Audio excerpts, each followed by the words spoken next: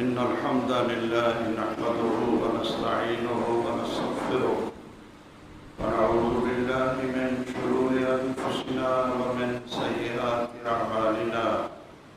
من يهده الله فلا مضل له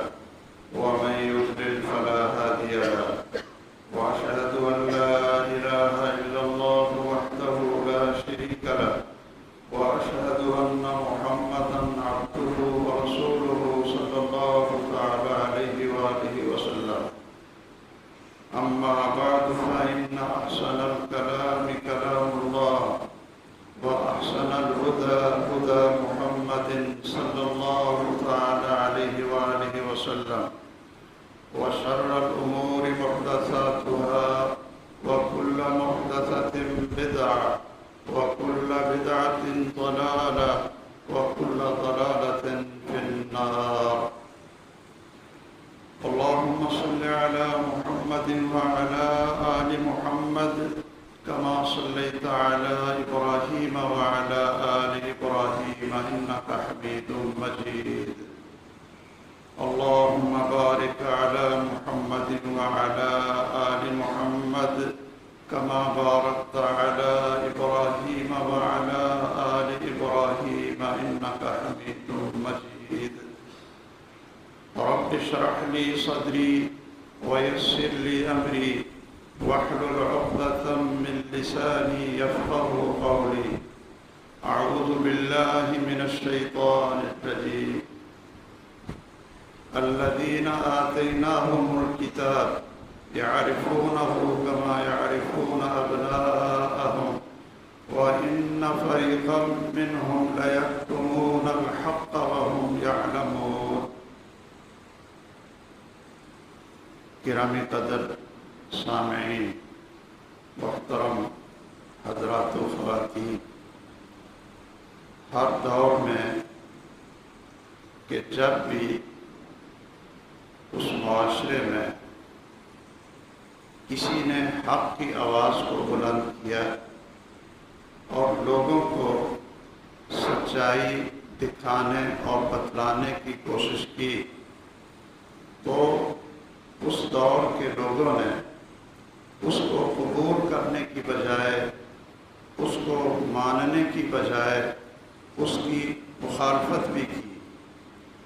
اور بلکہ توحید کی دعوت دینے والوں کو انہوں نے قتل بھی کیا،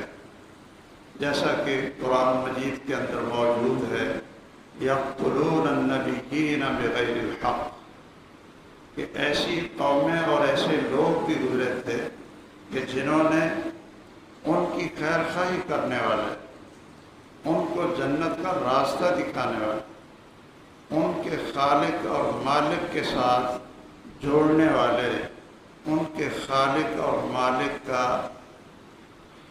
پہچان اور ان کا تعارف کروانے والے، پیغمبر سے بڑا انسانوں کا کوئی خیر خواہ نہیں ہوتا، اور ہر دور میں پیغمبر وہ بنایا جاتا تھا، اللہ ذوالجلال اس کو اپنا رسول بناتے تھے جو اخلاق میں، حسب و نسب میں، شکل و صورت میں سب سے بے مثال ہوتا تھا، اور 40 سال کی عمر میں بھی نہ انہوں نے کوئی جھوٹ بولا ہوتا تھا، نہ کسی کی خیانت کی ہوتی تھی، یعنی معاشرے کے سب سے خوبصورت سیرت اور صورت کے لحاظ سے ان کو اللہ ذوالجلال اپنا نبی اور رسول بنا کر بھیجتا تھا، تاکہ لوگوں کو میرا پیغام پہنچائیں کہ تمہارا خالق کون ہے، تمہارا مالک کون ہے،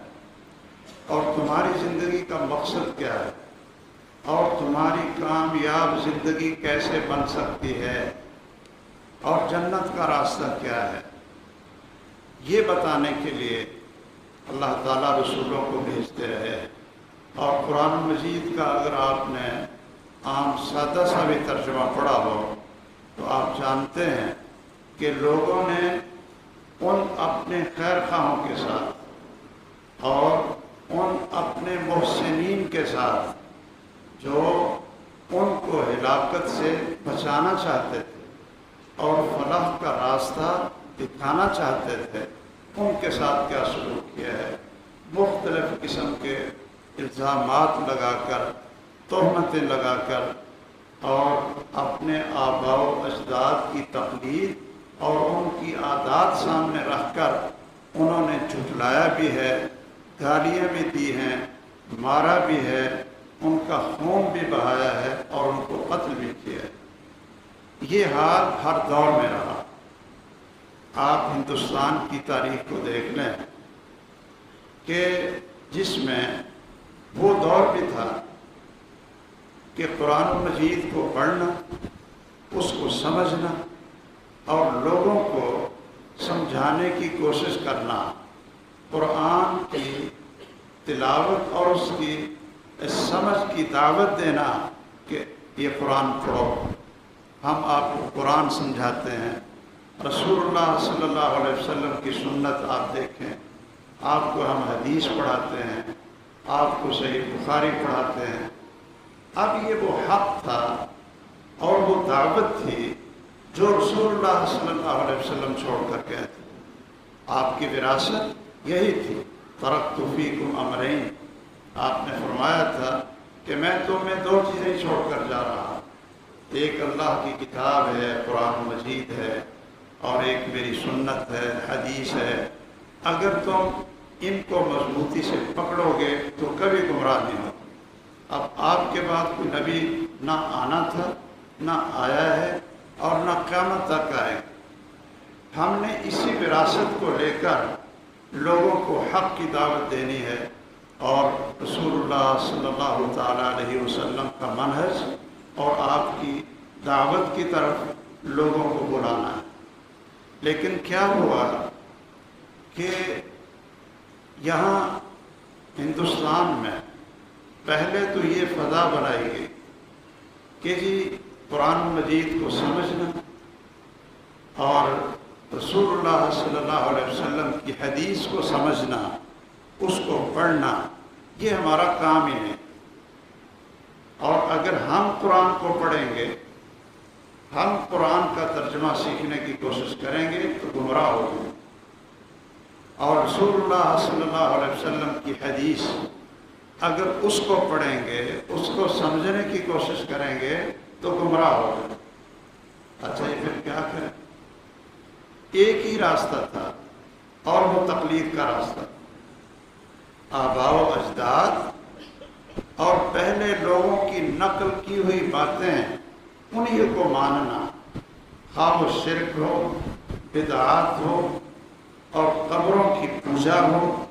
اور مزار آباد ہو، قبر پرستی ہو،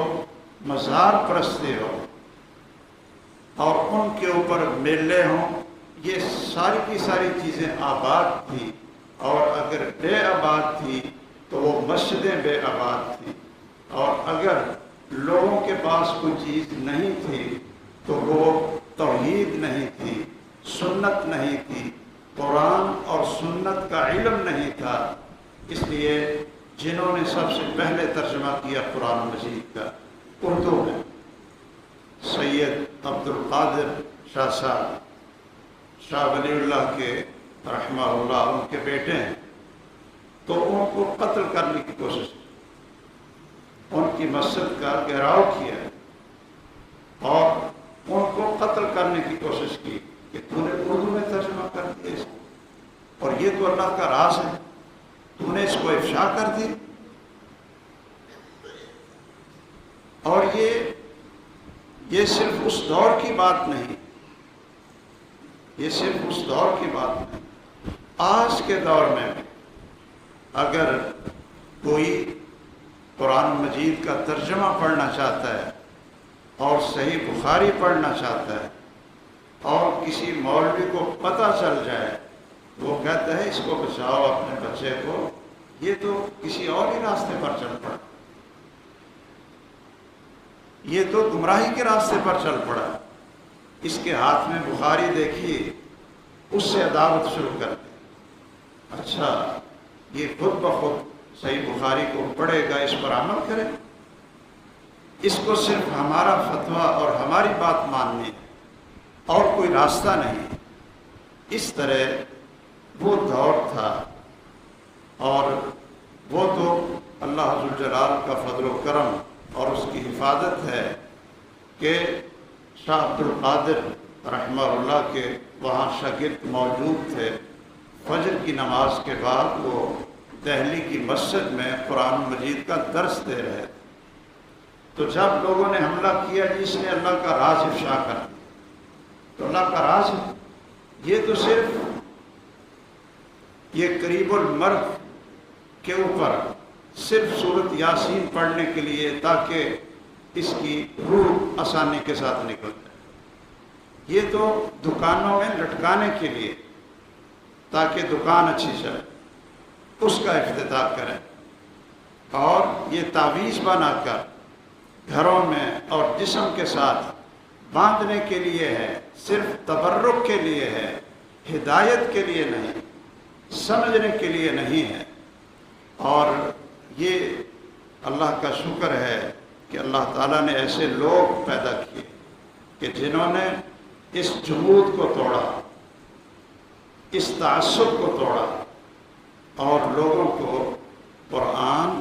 اور سنت کی طرف دعوت دی، جو خالص دین تھا اس کی دعوت دی۔ اور یہ محدثین کا منہج تھا،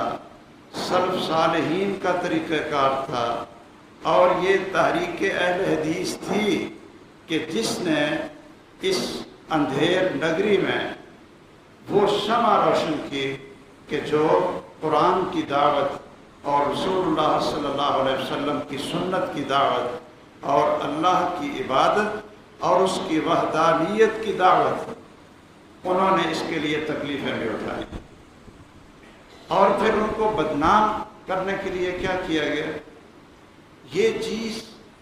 اور یہ بات لوگوں کے ذہنوں میں ڈالی گئی کہ یہ تو بڑے بھابی لوگ ہیں، یہ تو گستاخ ہیں، یہ تو اولیاء کے بھی گستاخ اور پیغمبر کے بھی گستاخ ہیں، یہ تو ان کی عزت اور احترام اتنا ہی سمجھتے ہیں جتنا بڑے بھائی کا ہوتا ہے، یہ تو پیغمبر کو کوئی حیثیت نہیں دیتے۔ اور ان لوگوں کی بات سننا، ان لوگوں کے پاس بیٹھنا، ان کی کتابیں پڑھنا، یہ گمراہی کا راستہ ہے۔ یہ تحریک اتنی مضبوط چلی، اتنی مضبوط چلی کہ اس وقت تو اللہ کا شکر ہے کہ اللہ تعالیٰ نے توحید اور سنت کی دعوت کے لیے ان ہمارے بڑے بزرگوں کی قربانیوں کو قبول کیا، اور انہوں نے بڑی محنتیں کی، ساری زندگیاں اس کے اوپر لگا دی، لیکن یہ الزام اور یہ اتہام یہ بہت خطرناک تھا کہ یہ رسول اللہ کے گستاخ ہیں، یہ اولیاء کے گستاخ ہیں جی، یہ اماموں کے گستاخ ہیں جی، یہ تو مسلمان ہی نہیں ہیں۔ اور اس دور میں جب یہ دعوت پھیلنی شروع ہوئی تو اس طرح کی کتابیں لکھی گئیں، وہ بڑا سیاہ اور تاریک دور تھا اور بڑی شدت کا دور تھا۔ اس طرح کی کتابیں لکھی گئیں کہ وہابیوں کو مسجدوں میں نماز نہ پڑھنے دی جائے۔ یہ ایسے ہی ہیں کہ جیسے خنزیر پلید ہوتا ہے، اور ایک دفعہ نہیں، اس مسجد اور جگہ کو 7 دفعہ دھوئیں جہاں کہیں ان کا پاؤں لگ جائے۔ اور باہر آج بھی لاہور کی ایک مسجد کے باہر لکھا ہوا ہے کہ غیر مقلدین کا داخلہ اس مسجد میں بند ہے، وہ نہ۔ اس دور میں ان لوگوں نے محنتیں کی ہیں، اور اللہ تعالیٰ جزائے خیر دے اس دور کے مبلغین کو، واعظین کو، مولانا محمد حسین شیخو پوری رحمہ اللہ، مولانا عبد القادر روپڑی رحمہ اللہ، اور اسی طرح بڑے بڑے واعظین اور بڑے بڑے خطباء اور بڑے بڑے محققین شیخ الاسلام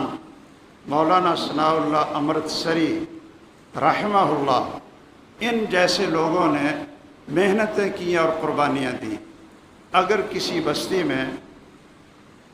ان کی تقریر یا جلسہ رکھا جاتا تو لوگ کیا کرتے؟ بائیکاٹ کرتے۔ بلکہ لاہور کے مضافات میں ایک ایسی بستی بھی ہے کہ جہاں کا کوئی جو مشہور آدمی تھا علاقے کا، وہ مشہور لڑاکا آدمی تھا، اس کو لوگوں نے ابھارا کہ آج یہاں چوک میں وہ مولوی صاحب آ رہے ہیں کہ جو رسول اللہ کے گستاخ، اولیاء کے گستاخ۔ اس نے گن لی اور کہنے لگا کہ ٹھیک ہے، اگر اس مولوی صاحب نے کوئی بھی رسول اللہ صلی اللہ علیہ وسلم کی گستاخی والی بات کی تو میں اپنے ہاتھ سے اس کو فیر ماروں۔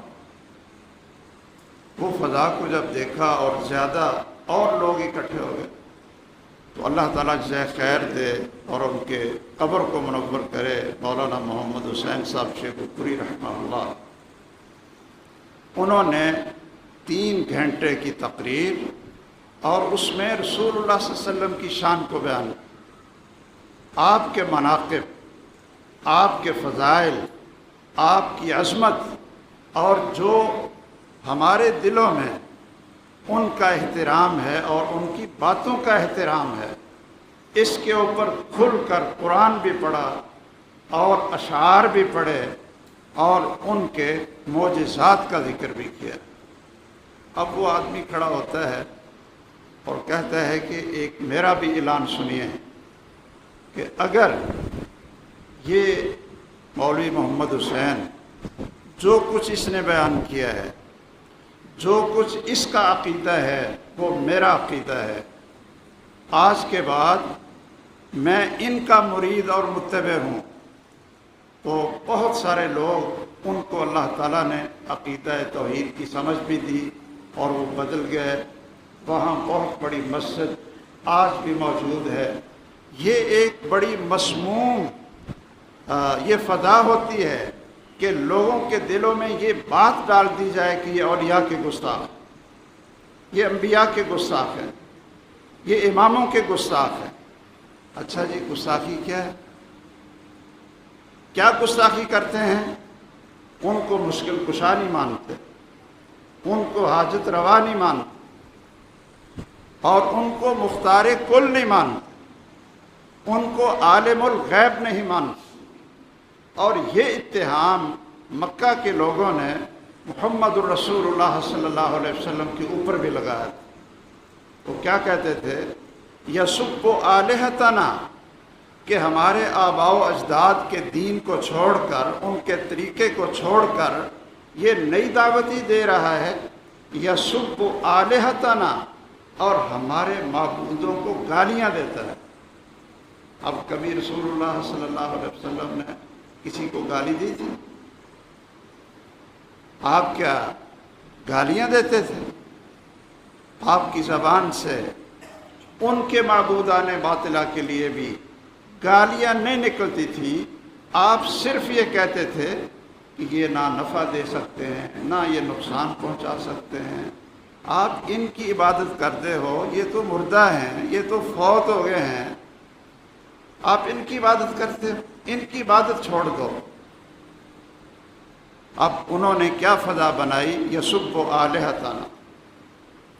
جب رسول اللہ صلی اللہ علیہ وسلم کو ماننے والے مکہ کی تکلیفوں سے تنگ آ کر، اہل مکہ کی تکلیفوں سے جب حبشہ کی طرف ہجرت کرتے ہیں تو ان کو واپس لینے کے لیے، واپس مکہ لانے کے لیے 2 آدمی جاتے ہیں۔ ان میں ایک عمر بن عاص بھی تھے رضی اللہ تعالیٰ عنہ، جو بعد میں مسلمان ہو گئے اور بڑے جلیل القدر صحابی بنے، اور ایک اور بھی شخص تھا۔ انہوں نے نجاشی کے پاس جا کر شاہ حبشہ کے دربار میں وہ بڑے تحفے لے کر گئے کہ ہماری یہ بات کو سنیں گے۔ انہوں نے کہا جی ہاں کیا بات ہے بتائیں۔ وہ کہنے لگے جی آپ کے یہاں ملک میں اور آپ کی پناہ میں ایسے لوگ آئے ہیں کہ جو چور تھے اور ہمارے معاشرے کے برے لوگ تھے، اور وہ لوگ آئے ہیں کہ جو ہمارے معبودوں کو گالیاں دیتے تھے، اور بڑا حساس انہوں نے ایک چیز ڈال دی اس کے کان میں کہ یہ وہ لوگ ہیں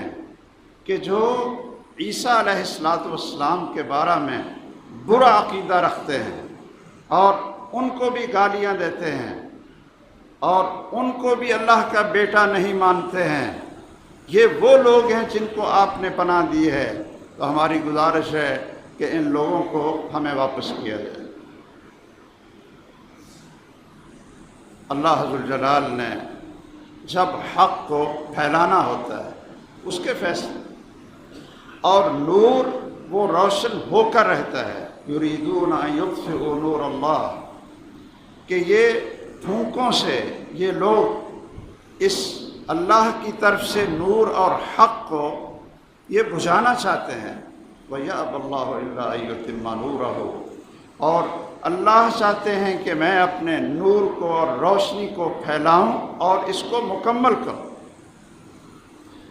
وہ عقل مند تھا، سمجھدار تھا، عادل اور منصف اور رحم دل حکمران تھا نجاشی، اس کا نام اسہمہ تھا۔ شاہ حبشہ نے کہا کہ اچھا اس طرح کے لوگ ہیں، ان کو بلا لیتے اور ان سے پوچھتے ہیں کہ تم عیسیٰ علیہ السلام کے بارے میں کیا کہتے ہو؟ تو انہوں نے مسلمانوں کو پیغام بھیجا، اور اس وقت مسلمانوں میں جو بڑے اچھے خطیب اور بڑے اچھے بیان کرنے والے اور صاحب علم وہ حضرت جعفر طیار تھے رضی اللہ تعالیٰ عنہ، سیدنا علی رضی اللہ تعالیٰ عنہ کے بھائی تھے۔ جعفر بن ابی طالب جن کو جعفر طیار کہتے ہیں، ان کے بھی مسلمان ہونے کی وجہ سے اہل مکہ نے ان کا رہنا تنگ کیا، اور وہ بھی ہجرت کر کے وہاں حبشہ میں چلے گئے۔ تو تمام مسلمانوں نے جب یہ دیکھا کہ بھئی انہوں نے تو ہمارے خلاف بڑی فضا بنا دی اور ایسا سوال سامنے رکھا ہے کہ ما تقولون فی عیسیٰ بن مریم، کہ عیسیٰ بن مریم کے بارے میں تمہارا کیا عقیدہ ہے، تو انہوں نے سیدنا جعفر رضی اللہ تعالی عنہ کو اپنا متکلم وہ منتخب کیے۔ وہ جب شاہ حبشہ کے دربار میں گئے اور اس نے یہ سوال کیا، اب دیکھیے کہ یہ سوال بڑا خطرناک تھا، اس لیے کہ عیسائی لوگ یا تو ان کا یہ عقیدہ تھا کہ عیسیٰ علیہ السلام اللہ ہے، ان اللہ هو المسیح ابن مریم، کہ اللہ عیسیٰ ہیں اور عیسیٰ اللہ ہے، اور یا عیسائیوں کا عقیدہ یہ تھا ابن اللہ، یہ اللہ کا بیٹا ہے، اور کچھ عیسائیوں کا یہ عقیدہ تھا کہ تین الہ ہیں، تین کتنے ہیں؟ تین الہ ہیں، ایک سیدہ مریم ہے اور ایک عیسیٰ علیہ السلام ہے اور ایک اللہ ہے، ثالث ثلاثہ، کہ تین خداؤں میں سے ایک خدا حضرت عیسیٰ علیہ السلام۔ تو اب جا کر وہ کیا اپنا عقیدہ بیان کریں گے؟ سیدنا جعفر رضی اللہ تعالیٰ عنہ ورفع درجاتہ، اللہ ان کی شہادت کو قبول فرمائے، ان کا نام بھی رسول اللہ صلی اللہ علیہ وسلم نے طیار رکھا۔ طیار کیا معنی؟ اڑنے والا، اڑنے والا۔ ان کے دونوں بازو، یہ غزوہ موتا میں وہ لڑتے ہوئے دونوں بازو کٹ گئے،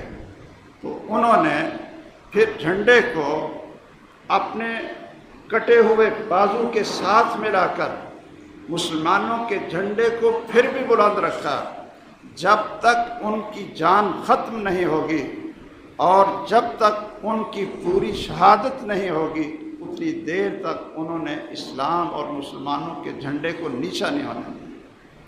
رسول اللہ صلی اللہ علیہ وسلم نے فرمایا کہ میں نے تو جعفر کو دیکھا ہے کہ وہ جنت میں اللہ نے اس کو 2 پر دیے ہوئے ہیں، اللہ نے اس کو 2 پر دیے ہوئے ہیں طیار، اور وہ جنت کے اندر اڑتا پھر رہا ہے۔ یہ تھے جعفر طیار۔ انہوں نے شاہ حبشہ کی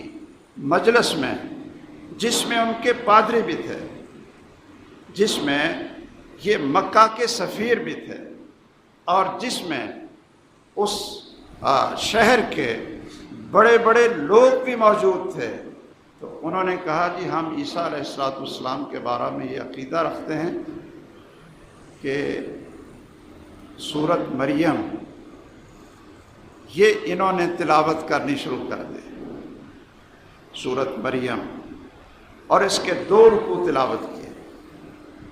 آپ نے اگر سورۃ مریم کو ترجمے سے پڑھا ہو، 2 رکوع کی تلاوت کی۔ جب سورۃ مریم کی تلاوت کر رہے تھے حضرت جعفر طیار رضی اللہ تعالیٰ عنہ، تو پوری مجلس، پادری بھی اور بادشاہ بھی سر جھکائے قرآن کی تاثیر اور سیدہ مریم اور سیدنا عیسیٰ علیہ السلام کی حقیقت اور تعریف، ان کی پیدائش اور جنم کا طریقہ، اور ان کی بچپن کے اندر بولنا، اور ان کی ماں پر یہودیوں کی طرف سے بدکاری کا الزام لگانا، یہ جب سارے کی ساری صفائی اس رکوع کے اندر جو دوسرا رکوع ہے وہ ساری کی ساری تلاوت کی، تو وہاں خود جو شاہ حبشہ تھا وہ سر جھکائے، اس کی آنکھوں سے آنسو جاری تھے، پادریوں کی آنکھوں سے آنسو جاری تھے، اور جب انہوں نے یہ تلاوت ختم کی تو شاہ حبشہ کہنے لگا، اس نے ایک تنکا اٹھایا اور کہنے لگا کہ جو کچھ انہوں نے، ان کے قرآن نے بیان کیا ہے اور انہوں نے سنایا ہے کہ ان کا عقیدہ سیدہ مریم اور سیدنا عیسیٰ علیہ السلام کے بارے میں یہ ہے جو انہوں نے سنایا ہے اور جو ان کا عقیدہ ہے، یہ تنکا دیکھ لو، ایک تنکا بھر بھی حضرت عیسیٰ علیہ السلام اس سے بڑھ کر نہیں تھے، اور میں بھی عیسیٰ علیہ السلام کو وہی سمجھتا ہوں جو ان کا قرآن کہتا ہے۔ اب سارے پریشان ہو گئے، ان کے پادری بھی کئی پریشان ہو گئے کہ یہ کیا بنا، اور یہ جو سفیر گئے تھے مسلمانوں کو واپس لینے کے لیے۔ اور یاد رکھیے، یہ اس دور کے عیسائیوں کی ہمارے ساتھ بے وفائی ہے، بلکہ ظلم ہے اور ناانصافی ہے کہ انہوں نے یہودیوں کے ساتھ صلح کی ہوئی۔ اب اسرائیل کو تحفظ کون دے رہا ہے؟ یہ دنیا کے جو یورپ ہے، امریکہ ہے، یہ اسرائیل کو تحفظ دے رہا ہے۔ ان کو فلسطین کے اوپر قابض اور یہاں بسایا اور یہاں آباد کیا، یہ کس نے کیا؟ عیسائیوں نے کیا۔ اس وقت یہ پوری دنیا پہ برطانیہ کی حکومت چلتی تھی، انہوں نے اس ناسور کو وہاں اکٹھا کیا پوری دنیا سے اور وہاں آباد کیا۔ اب کوئی ان سے پوچھے، عیسائیوں سے، اگر کوئی منصف اور کوئی سمجھدار ہے، ان سے کوئی پوچھے کہ ان عیسائیوں نے، ان یہودیوں نے سیدہ مریم کو بدکار کہا تھا، اور سیدنا عیسیٰ علیہ السلام کو بدکاری کا بچہ کہا تھا، اور سیدنا عیسیٰ علیہ السلام کو انہوں نے اپنے خیال کے مطابق انہوں نے قتل بھی کیا اور ان کو پھانسی بھی دی تھی۔ یہ ان کی اپنی کتابوں میں لکھا ہوا، اور یہ سارا کام کنہوں نے کیا؟ یہودیوں نے کی۔ اور اگر سیدہ مریم کو طاہرہ مطہرہ، ان کی برات اور طہارت کا اعلان کیا، تو وہ مسلمانوں کے پیغمبر اور ان پر اترنے والی کتاب نے کی۔ سیدنا عیسیٰ علیہ السلام کو اللہ کا سچا نبی اور اللہ کا بندہ اور ان کا دفاع کیا، وہ مسلمانوں نے کیا۔ اور مسلمانوں کا یہ عقیدہ ہے کہ یہودی یہ جھوٹ بولتے ہیں کہ انہوں نے عیسیٰ علیہ السلام کو قتل کیا تھا، سولی پہ چڑھایا تھا۔ اللہ نے ان کو اس وقت اٹھا لیا تھا اور وہ بڑے اعزاز کے ساتھ اللہ کے پاس رہ رہے ہیں، اور قرب قیامت عیسیٰ علیہ السلام دوبارہ آئیں گے اور دین محمد کے مطابق وہ یہاں حکمرانی بھی کریں گے اور لوگوں کو اس دین کی دعوت بھی دیں گے۔ یہ مسلمانوں کا عقیدہ اچھا تھا یا یہودیوں کا رویہ اچھا تھا؟ اور آج عیسائی جو ہمارے اس پیغمبر کے بارے میں، اس قرآن کے بارے میں کہتے ہیں کہ یہ دہشت گرد ہیں، یہ ایسے ہیں، جی قرآن میں یہ نقص ہے، اس پیغمبر میں یہ نقص ہے، اور تمہارا پیغمبر ایسا تھا۔ میں ہمیشہ کہتا ہوں کہ یہ بڑے انصاف اور عدل والے لوگ نہیں، یہ ظلم ہے ان کا، اور ہمارے ساتھ ناانصافی ہے کہ عیسائی اس طرح کی تحریک چلائیں اور یہودیوں کا ساتھ دیں۔ میرا صرف مقصد یہ تھا کہ ہر دور میں اہل حق اور سچی دعوت کے خلاف بڑے بڑے منصوبے بنائے گئے اور بڑی بڑی فضا کو مسموم کیا گیا۔ یہ پہلے دور میں بھی اور ہمارے اس ہندوستان کے دور میں بھی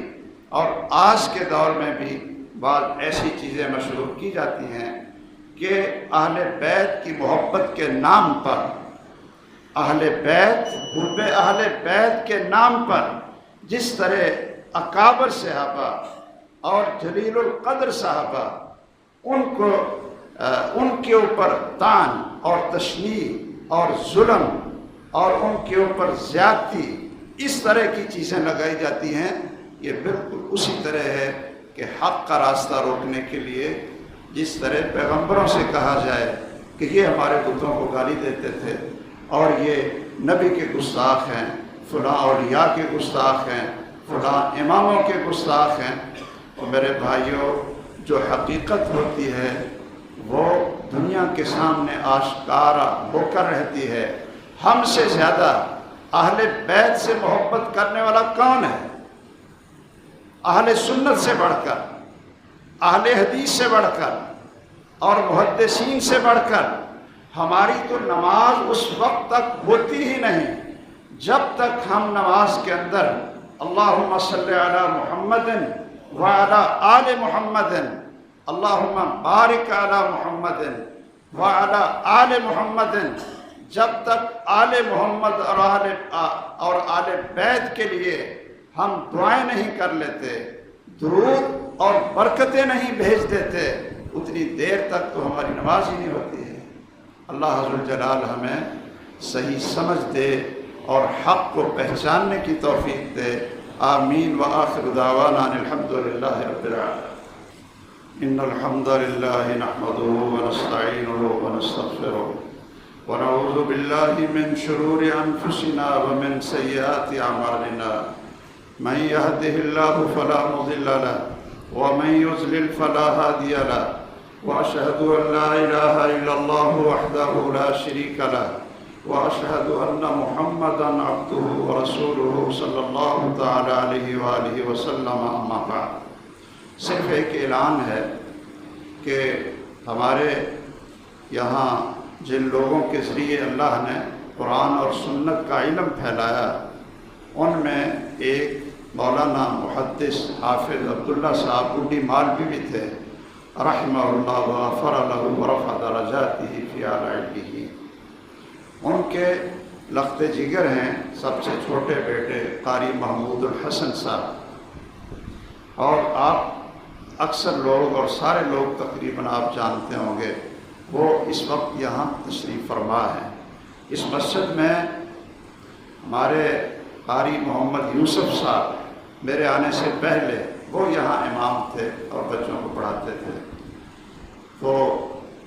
حافظ عبداللہ صاحب گڈی مالوی رحمہ اللہ کی بیٹی ان کے گھر تھی، وہ ان کے داماد تھے، اور قاری نوید الحسن وہ ان کے بھتیجے ہیں، بھانجے ہیں، یعنی بہن کے بیٹے ہیں، سب پہچان۔ تو یہ تاندلے والا میں انہوں نے ایک مسجد اللہ کی توفیق سے بنوائی، اور وہاں ایک مدرسہ بھی انہوں نے بنایا، اور مدرسے کی جو دوسری چھت ہے وہ اس کا لینٹر وہ ڈال رہے ہیں۔ تو مجھے کہتے تھے کہ آپ وہاں اعلان کر دیں، میں نے کہا ٹھیک ہے، میرا کام تو اعلان کرنا ہے۔ آپ حضرات سے گزارش ہے کہ قاری صاحب تشریف فرما ہیں، آپ حضرات زیادہ سے زیادہ ان کا تعاون کریں، یہ صدقہ جاریہ ہے، اور مہنگائی کا آپ کو پتہ ہے، جس طرح ہم دوسری ضروریات اللہ کی توفیق سے پوری کر رہے ہیں، تو دین کے کاموں میں بھی ہمیں تعاون کرنا چاہیے۔ وہ نماز کے بعد وہ خود بھی آپ لوگوں سے مخاطب ہوں گے۔ اللہ تعالی ہم سے دین کا کام لے اور دین پر استقامت نصیب فرمائے۔ اللہم انصر الاسلام والمسلمین، اللہم دمر اعداء الدین، اللہم اشف مرضانا ومرضى المسلمین، واشف انت الشافی لا شفاء الا شفاؤک شفاء لا یغادر سقما۔ اللہم لا تسلط علینا من لا یرحمنا، اللہم اغفر للمؤمنین والمؤمنات والمسلمین والمسلمات الاحیاء منهم والاموات، وصلی اللہ علی سیدنا ومولانا محمد وعلى آلہ واصحابہ اجمعین۔ اقول قولی ھذا واستغفر